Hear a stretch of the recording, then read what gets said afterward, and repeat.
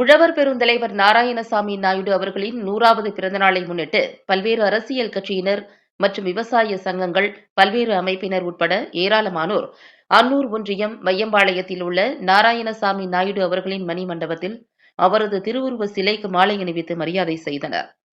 அதனைத் தொடர்ந்து தமிழக வெற்றிக் கழகம் சார்பில் உழவர் பெருந்தலைவர் நாராயணசாமி நாயுடு அவர்களின் 100வது பிறந்தநாளை முன்னிட்டு தமிழக வெற்றிக் கழகத்தின் தலைவர் விஜய் அவர்களின் வழிகாட்டுதலின்படி கோவை மாநகர மாவட்ட செயலாளர் சம்பத்குமார் தலைமையில் நாராயணசாமி நாயுடு அவர்களின் திருவுருவ சிலைக்கு மாலை அணிவித்து மரியாதை செய்தனர்.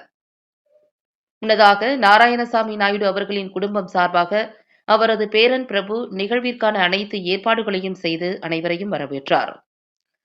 இந்நிகழ்வில் செயற்குழு உறுப்பினர் சுரேஷ், புறநகர் வடக்கு மாவட்ட செயலாளர் ராஜ்குமார், இணை செயலாளர் பூ மார்க்கெட் சரவணன், செயற்குழு உறுப்பினர் அம்பிகா, பானுமதி, எஸ் குளம் பொறுப்பாளர்கள் முகேஷ், கணேஷ்மூர்த்தி, பிரசன்னா, முத்துக்குமார், மாவட்ட மாணவர் அணி நிர்வாகிகள் தேனி குமார், கவுண்டம்பாளையம் பகுதி பாபுகுமார், சரவணம்பட்டி பகுதி சிவா, இடிகரை பகுதி மணி, பிரதீப், அத்திப்பாளையம் கணேஷ், ஜானகிராமன், கீரணத்தம் நாகராஜ், சுரேஷ், கொண்டையம்பாளையம் விக்னேஷ், சக்கரவர்த்தி, ராமச்சந்திரன், அருண்குமார், கவியரசு, சின்ராசு, சரவணன், ராமு மற்றும் நிர்வாகிகள் ஏராளமானோர் கலந்து கொண்டனர்.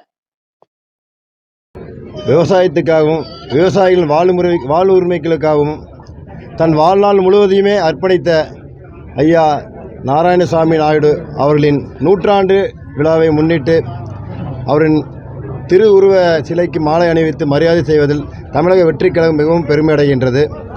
ஐயா அவர்கள் விட்டு சென்ற பணியை தமிழக வெற்றிக் கழகம் தொடர்ந்து செய்யும் என்று இந்த நேரத்தை தெரிவித்துக் கொண்டு,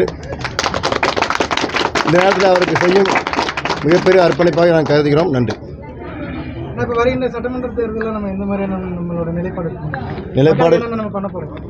மக்களுக்கு அனைத்து விதமான திட்டங்களும் தளபதி அவர்கள் வகுத்து வைத்திருக்கிறார். நிச்சயமாக தளபதி அவர்கள் தேர்தல் நேரத்தில் அதுக்கு உண்டான அறிவிப்பை அறிவிப்பார்.